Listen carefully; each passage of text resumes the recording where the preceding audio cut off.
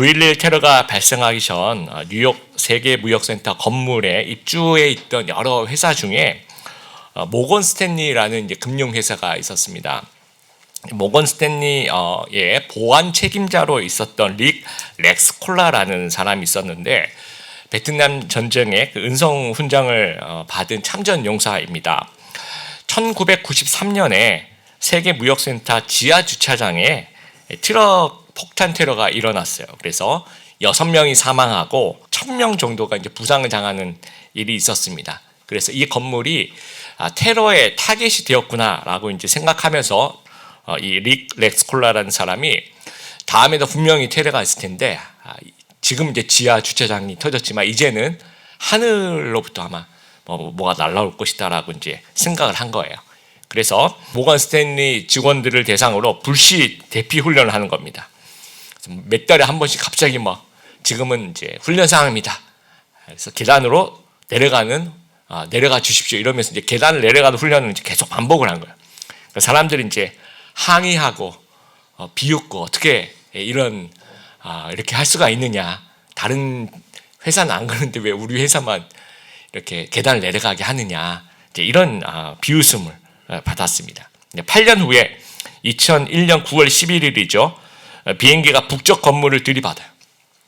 모건 스탠리는 이제 남쪽 건물에 있는데 그 순간에 지금 우리가 그동안 훈련해왔던 것들을 지금은 이제 한번 행할 때가 됐다. 그래서 이제 다 계단으로 내려가라고 이제 지시를 합니다. 그리고 15분 뒤에 남쪽 건물의 비행기가 또 충돌했을 때 이미 모건 스탠리 직원 약 2,700명 정도 대부분 안전하게 건물 밖으로 빠져나와서 생명을 건졌다라는 거예요.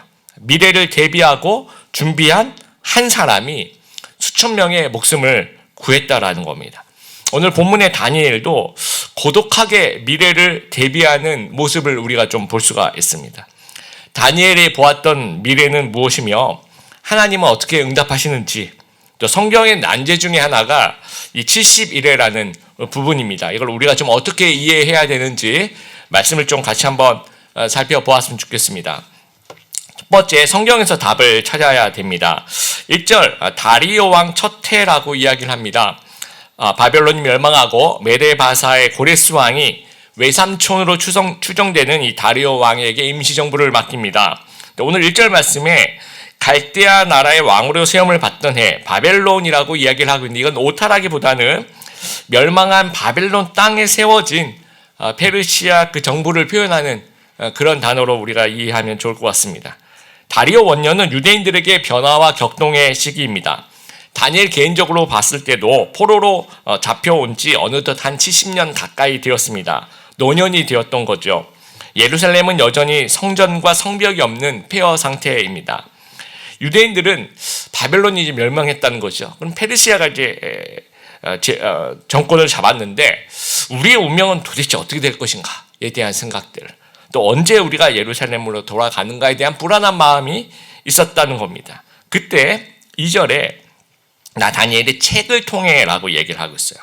원에 보면 복수형으로 나와 있습니다. 책들을 통해라고 되어 있습니다. 성경을 어느 한 군데만 본 것이 아니고 그렇죠? 여러 군데를 보았다는 얘기예요. 이 말은 슬쩍 이렇게 봤다는 얘기가 아니라 여기도 찾아보고 저기도 찾아보고 열심히 찾아보았다는 얘기입니다. 그래서 원어로 이해하면 그 2절 말씀을 다니엘의 책들을 통해서 이해했다라고 이제 생각할 수 있는 거죠. 책들을 읽고 이해했다라는 거예요. 그러니까 다니엘은 성경을 통해서 이 상황을 이해하고 성경 속에서 해답을 찾았다라는 겁니다. 자, 이 책들이라고 얘기하는 것은 예레미야 선지자의 글입니다. 다니엘이 1차 포로 시절에 이제 끌려갔는데 그때 나이가 15살 정도 됐을 거예요. 그러면 다니엘은 태어나서 15살까지는 예루살렘에 살았다는 얘기입니다. 그러면 그 시절이 그 예레미야 선지자의 그러니까 포로로 끌려가기, 망하기, 그러니까 1차 포로, 2차 포로, 3차 포로가 있는데 1차 포로까지가 갈 때까지 태어나서 다니엘이 15년 정도 살았던 그 시기가 예루살렘 망하기 일보 직전이잖아요. 그때 예레미야 선지자 가장 왕성하게 활동했었던 그런 시기입니다. 그래서 어린 다니엘이라 할지라도 이 장면이 아마 그때 그 장면이 머릿속에 남아 있지 않았을까 그렇게 생각을 합니다. 그러면서 예레미야 25장 11절 12절 한번 읽어보겠습니다. 시작. 이 모든 땅이 폐허가 되어 놀랄 일이 될 것이며 이 민족들은 70년 동안 바벨론 왕을 섬기리라. 여호와의 말씀이니라. 70년이 끝나면 내가 바벨론 왕과 그의 나라와 갈대아인의 땅을 그 죄악으로 말미암아 벌하여 영원히 폐허가 되게 하리라. 그 밑에 구절도 같이 읽겠습니다. 여호와께서 이와 같이 말씀하시니라. 바벨론에서 70년이 차며 내가 너희를 돌보고 나의 선한 말을 너희에게 성취하여 이곳으로 돌아오게 하리라. 멸망하고 70년이 지나면 다시 회복이 일어난다라는 얘기입니다. 다니엘은요, 큰 환상과 예언을 경험한 그런 위대한 선지자입니다.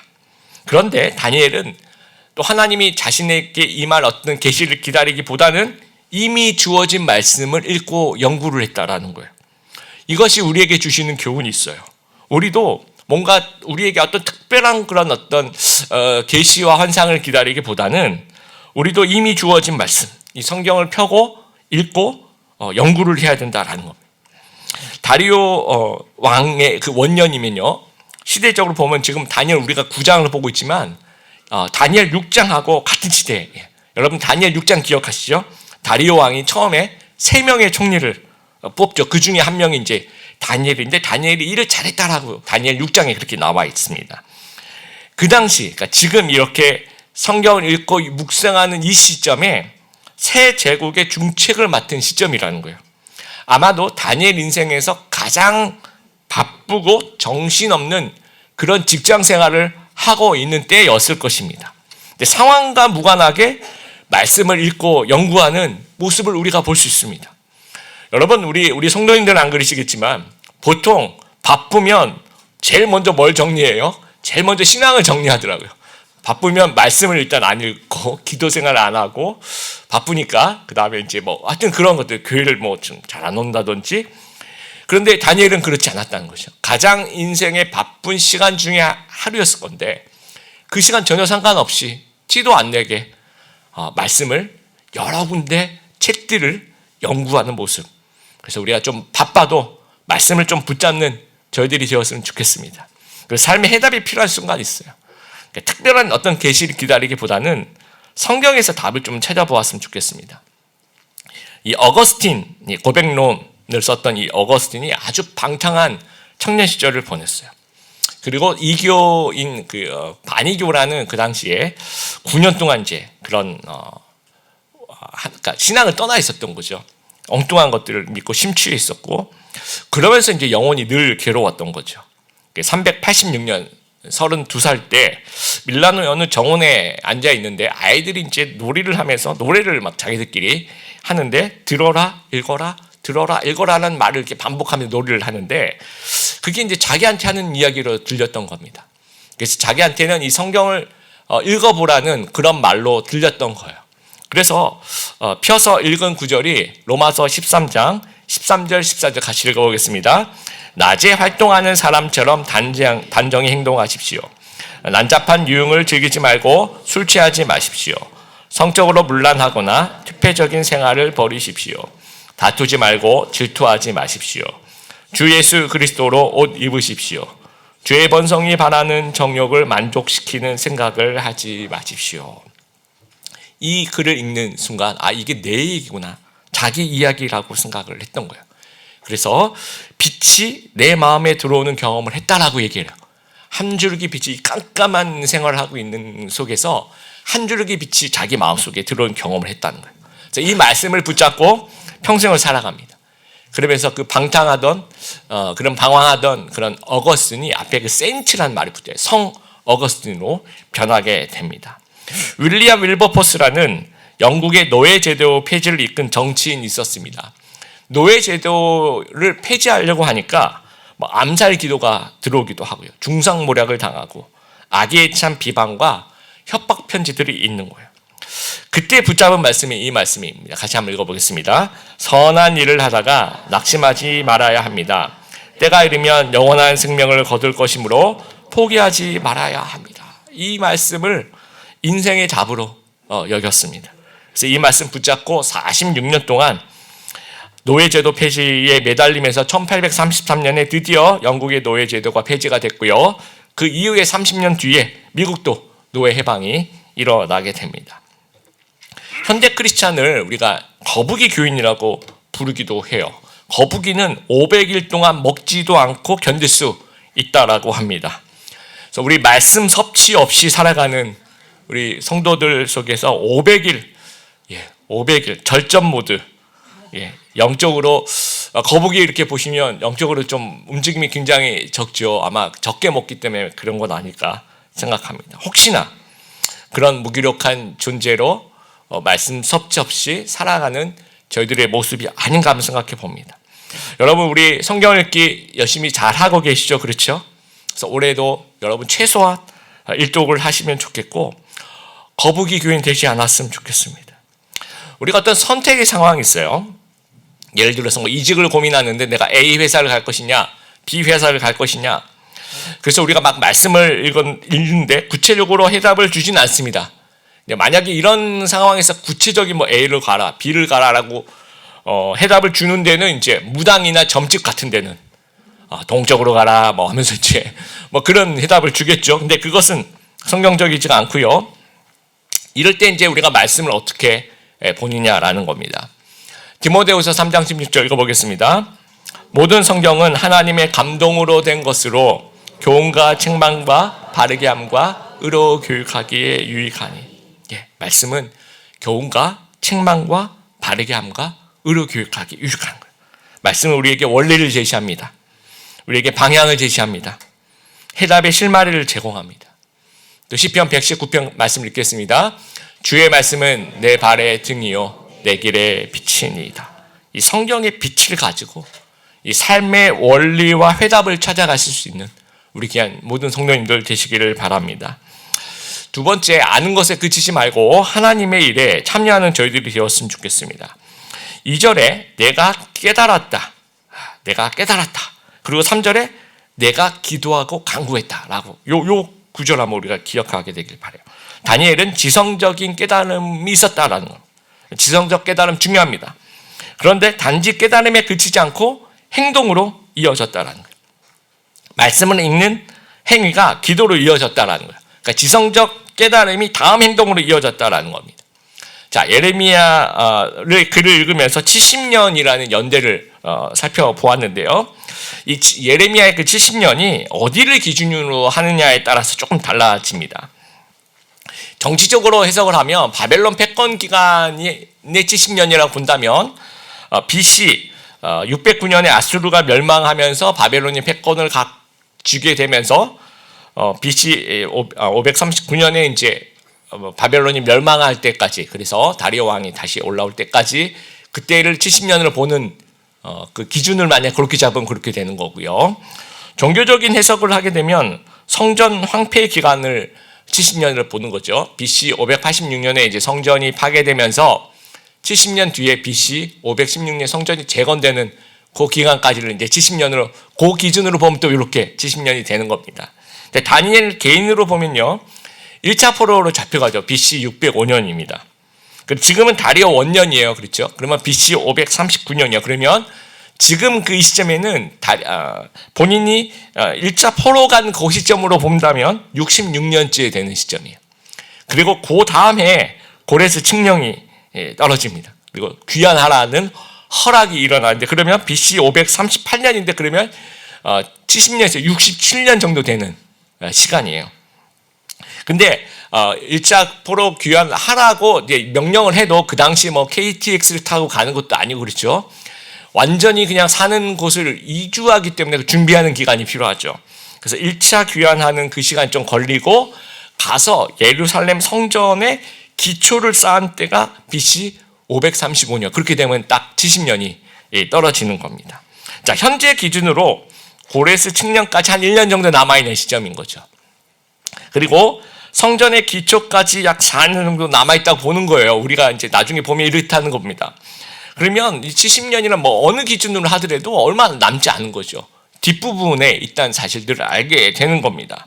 그래서 다니엘의 선택은 3절에 아는 것에 그치지 않고 참여하기로 결심합니다. 내가 금식하며 베옷을 입고 죄를 덮어쓰고 주 하나님께 기도하며 간구하기를 결심하는 거예요.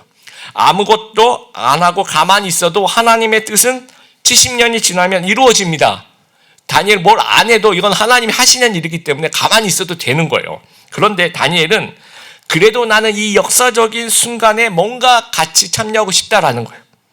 하나님과 동행하고 싶고 하나님의 역사에 좀 동력을 하고 싶다라는 생각을 하게 됩니다. 에스겔 36장 37절 같이 읽어보겠습니다. 주 여호와께서 이렇게 말씀하셨느니라. 그래도 이스라엘 족속이 이같이 자기들에게 이루어 주기를 내게 구하여라 할지라. 그래도 내게 구하여야 할지라 라는 얘기를 하고 있습니다. 하나님이 다 하실 건데 그래도 너희는 구하라라는 거예요. 이 말씀은 어떤 하나님의 마음이 담겨져 있는 겁니까? 내가 하겠지만 너희는 그래도 기도로 참여하고 동참하고 나랑 동력하자라는 하나님의 마음을 읽을 수가 있는 거예요. 그리고 다니엘은 솔로몬의 기도를 기억합니다.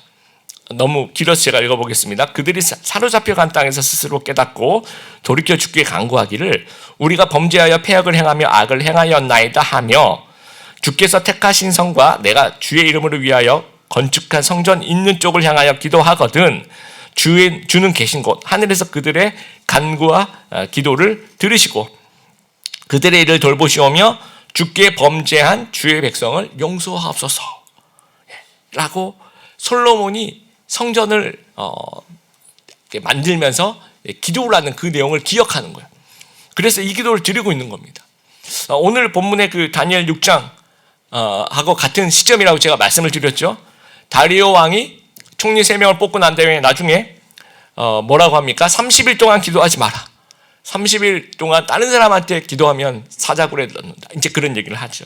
그래도 다니엘이 기도하는 이유 중에 하나가 이러한 중요한 순간에 어떻게 기도를 안 하냐는 거예요. 이렇게 민족적으로 중요한 순간에 다니엘은 기도하기로 결심했다라는 겁니다.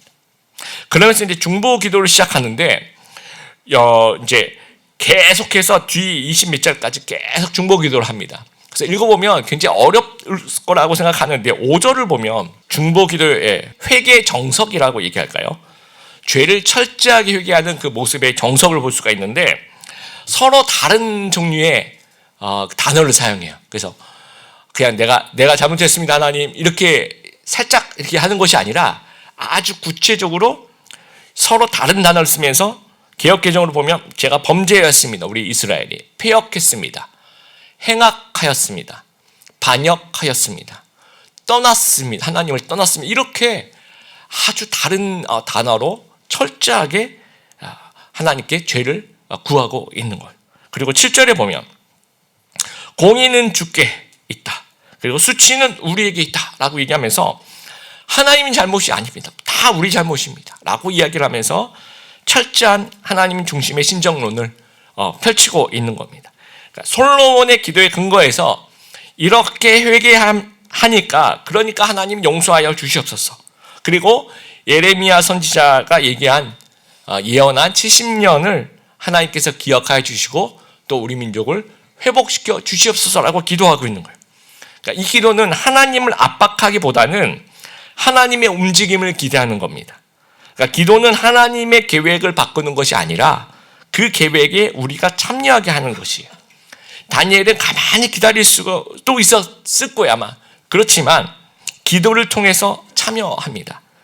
기도하면서 역사를 정리하고 기도하면서 언약을 기억하면서 기도하면서 70년 회복을 기대하면서 하나님과 동력하고 있다라는 거예요.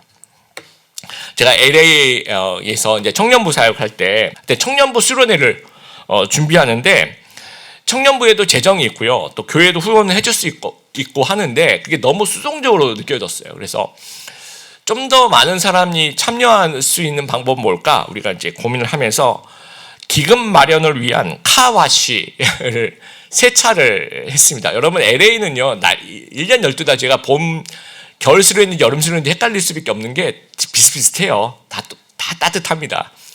저에게는 천국과 같은 그런 곳이었습니다. 겨울이 없는 그곳 천국이 아닐까 생각합니다. 그래서 비가 잘 안 와요. 제가 이제 시카고에 있을 때는 비가 자주 와서 세차를 안 해도 조금만 기다려도 비가 쏙 오면 또 굉장히 깨끗한 오염이 없어져요. 대기오염이 없어서 차가 굉장히 깨끗해지는데 LA는 비가 잘 안 오기 때문에 주기적으로 세차를 하지 않으면 차가 굉장히 먼지가 많이 쌓이게 됩니다. 그래서 교회 주차장에서 토요일 같은 때 그때 이제 이거를 편말을 크게 붙이고 지나간 차들한테 이제 어차피 세차를 하긴 해야 됩니다. 그리고 미국은 그런 것들이 굉장히 관대한 문화이기 때문에 보면서 우리 청년들이 이제 뭐 다른 전혀 관계 없는 사람이라도 뭔가 좋은 일을 하나 보다 싶어서 일부러 들어와줘요. 그래서 이제 그러면 이제 막 분담을 하는 거죠. 한 명은 이렇게 들어서 알리는 역할, 또 한 명은 이제 물을 뿌리는 역할, 또 한 명은 이렇게 비누칠을 하는 역할, 그 다음에 또 이걸 하고 또 누가 말리고, 이제 그런 것들을 우리가 쫙 해가지고 하루 종일 이제 아주 땡볕에 이제 이걸 하는 거죠. 그러면 청년들만 들어오는 게 아니라 성도님들도 한 번씩 다 와서 이제 격려해 주시는 거죠. 그러면서 온 교인이 이제 축제의 시간이 되는 겁니다. 또 이제 뭐 샌드위치 같은 거 사가지고 또 커피 같은 거 사가지고 오시는 분들도 계시고. 그래서 어떻게 보면 별거 아닌 것 같지만 모두가 다 기대감을 갖게 돼요. 모두가 다 참여하면서. 그리고 소속감을 갖게 되고 책임감을 갖게 되고 공동체 의식을 갖게 되는 그런 부분들이 있었습니다. 그러니까 수동에서 능동으로 바뀌는 거죠. 뭔가 참여하면서. 지난주에 우리가 고난주간과 부활절을 보냈는데요. 그 시간에 아무것도 안 하면 그냥 똑같은 일주일이 되는 거예요. 평범한 일주일이 되는 겁니다. 그런데 만약에 우리 성도님 중에서 나만의 방식으로 뭔가를 참여했다면 우리 묵상집을 통해서 또는 새벽예배 영상을 보면서 아니면 성금요일 우리 특별 신앙 집회를 참석하거나 아니면 나만의 어떤 금식과 여러 어떤 방법을 가지고 참여한 사람들은 하나님의 그 위대한 구원 사역에 뭔가 개인적인 감동이 있는 거예요. 참여하면서 주시는 그 은혜가 있는 겁니다. 그래서 부활절을 왔을 때 그때 부활절을 마주하는 태도와 마음가짐이 달라지는 겁니다. 마찬가지 거창하지 않아도 여러분이 일주일 동안에 찬양 듣고 성경 읽고 기도하면서 하나님의 어떤 사역에 또 하나님의 마음에 가까이 가려고 노력하면서 주일을 왔을 때 말씀이 더 잘 들리고요. 찬양이 더 은혜롭고 그런 부분이 분명히 있습니다. 다니엘과 같이 지성적 깨달음이 다음 행동으로 좀 이어지는 작은 것이라도 하나님 사역에 참여하고 동참하는 우리 귀한 성도님들 되었으면 좋겠습니다. 세 번째, 하나님은 고생한 것보다 더 많은 것을 주십니다. 자, 다니엘이 기도하고 있어요. 이 기도가 아주 깁니다. 쭉 기도하고 있는데 21절쯤 가서 가브리엘 천사가 찾아와요. 가브리엘 천사는 하나님의 메신저죠. 그렇죠? 그래서 하나님 메시지를 주는데 24절 일은 이래라는 예언을 주시게 됩니다. 자, 이게 성경의 참 난제입니다. 풀기 힘든 구절 중에 하나가 이 70일에. 자, 일회라는 말은 주로 이제 일주일을 얘기하는 거예요. 지난 일회 동안에 우리 찬송가 중에 그런 찬송가가 있죠. 일회라는 말이 일주일이라는 뜻으로 쓰입니다. 네, 71회를 세 부분으로 나눠서 성경을 성령을 하고 있습니다. 25절에 보면 첫 번째 일곱 일회는 예루살렘을 중건하는 때다. 또 62일에 두 번째 부분이죠. 기름 부은 왕이 온다. 그 다음에 27절에 보면 마지막 1일에는 고난과 박해와 심판의 시간이다 라고 생각하는 겁니다. 그래서 이 일회라는 것이 일주일을 보통 이제 이렇게 볼 수도 있고요. 또 7로 묶인 기간 이로도 볼 수가 있는 거죠. 그래서 71회를 연대적으로 풀어보려는 시도를 하는 겁니다. 7개로 묶음. 그래서 영어로 보면 77라고 얘기해요. 70 week라고 얘기하지 않고 번역하지 않고 70 sevens라고 얘기를 하고 있는 것이 7로 묶인 어떤 기간이다. 그래서 그거를 7달인가 7일인가 7달인가 아니면 7년인가 이렇게 생각을 해보는 거죠. 그래서 하나의 일회를 7년으로 보는 해석이 제일 많습니다. 연대적으로 풀어보려는 시도 중에. 그래서 71회를 490년으로 보는 겁니다. 근데 이 기준점이 어디냐에 따라서 연대적으로 보려고 하면 이 기준점이 어디냐에 따라서 또 다 달라져요. 그러니까 71회를 푸는 해석이 한두 개가 아닙니다. 아주 많이 있는데 그 중에서 가장 많이 이제 시도하는 부분들이 첫 번째, 다리오 원년부터 포로 귀환해서 성전을 재건하고 그 다음에 이제 27절에 나와 있는 박해가 이제 안티오커스 4세 에피파네스의 박해와 비슷하다고 느껴지는 거죠. 그 이후에 마카비 혁명으로 성전이 정결되는 것까지 해서, 그렇죠, BC 539년부터 마카비 성전이 다시 정결되는 BC 164년까지가 아니겠느냐라고 보는 경향이 있는데, 이러면 490년이 안 나와요. 좀 짧습니다. 그렇죠? 375년 정도가 돼요. 그러면 그냥 다리오 원년부터 490년 쭉 하면 이건 BC 49년이 됩니다. 그럼 아직 예수님이 오지 않으셨죠. 그렇죠? 그래서 이것도 좀 연대적으로 이렇게 푸니까 뭐 좀 짧아요. 뭔가 안 맞아. 그럼 두 번째, 제일 많이 이제 생각하는 것이 예수님의 초림과 십자가를 기준으로 보는 거예요. 그래서 예루살렘을 회복하는 그 시점을 BC 445년 아닥사스 왕이 조서를 내려서 성벽을 재건하라. 성벽까지도 재건하면 완벽한 회복이 일어난다. 그 시점을 그렇게 보는 겁니다. 그 이후에 예수님이 초림하고 십자가에서 돌아가시고 부활하시고 해서 490년 쭉 가면 AD 46년 정도 돼요. 그러면 아까보다는 조금 연대가 비슷하죠. 비슷한데 26절, 27절 보면 마지막 1일에 동안에 아주 많은 일들이 일어나고 종말적인 그런 일들이 계속 일어나고 회복되고 심판하고 그런 일들이 계속 일어나거든요. 그러면 7년 동안, 그러면 AD 39년에서 46년 사이에 그 26절, 27절 일어난 이 모든 일들이 일어났을까 생각해 보면 그런 일들 다 묘사하기에는 너무 짧은 시간이에요. 그래서 연대적으로 이 490년을 하려고 하면 뭘 해도 안 맞아요. 그래서 어떤 사람들은 첫 번째 일회, 첫 번째 7일회와 62일회를 연대적으로 보고 나머지 한 일회를 상징적으로 보는데 그것도 말이 안 되거든요. 전부 다 상징으로 보든지 전부 다 연대로 봐야 되는데 이렇게 반반 섞어서 하는 것도 이해가 안 됩니다. 그래서 결국은 70일회를 상징으로 봐야 되는 거예요. 연대표라기보다는 구속사의 전체 구조라고 봐야 됩니다. 어떤 구체적인 연대를 맞추려고 하지 않고 라기보다는 구속사의 전체 구조, 그러니까 490년의 계산이 아니라 하나님의 구원이 완전히 성취되는 총체적인 시간을 우리가 상징하는 것이라고 봐야 되는 거예요. 왜냐? 성경은 이제 문맥으로 풀어야 되는데 이 70일회라는 것이 갑자기 툭 튀어나온 게 아니에요. 어떤 흐름에서 튀어나옵니까? 다니엘이 70년 그 포로에 대한 말씀을 깨닫고 기도하면서 발견한 말씀인데 70년이라는 거예요. 그러니까 이때 하나님이 주시는 메시지가 70이라는, 너희가 70 가지고 지금 기도하고 있지. 7이라는 완전수죠. 그래서 70이라는 걸 기도하고 있지.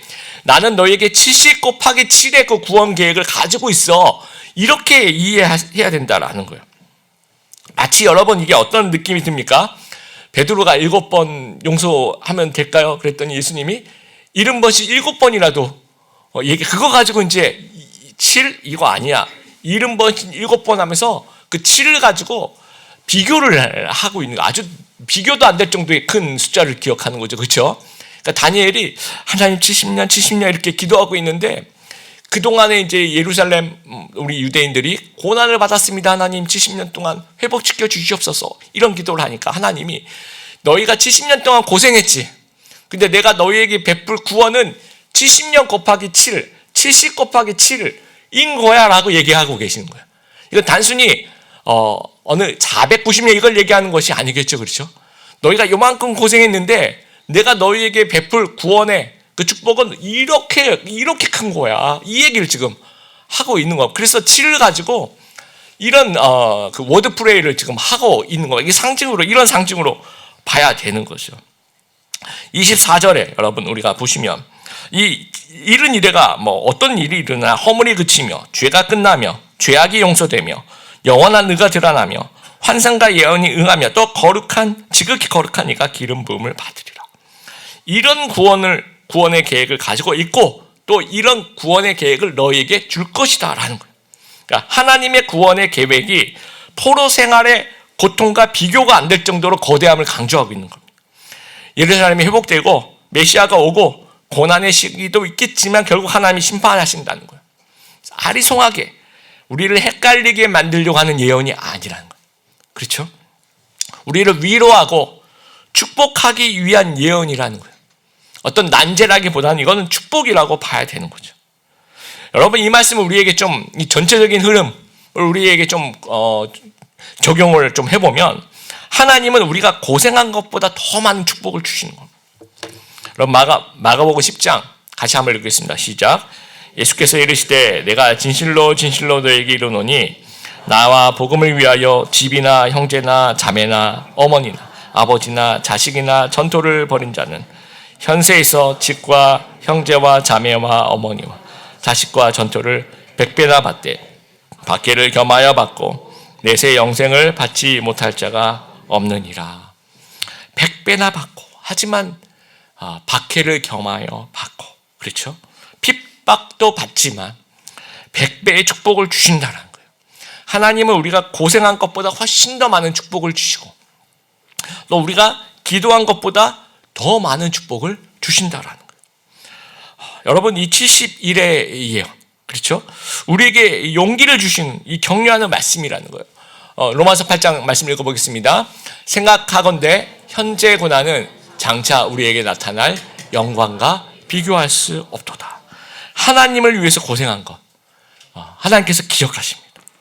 그러면서 풍성하게 갚아주실 거예요. 70이 아니라 70 곱하기 7로 하나님께서 갚아주실 것들을 기억할 수 있는 저희들이 되었으면 좋겠습니다.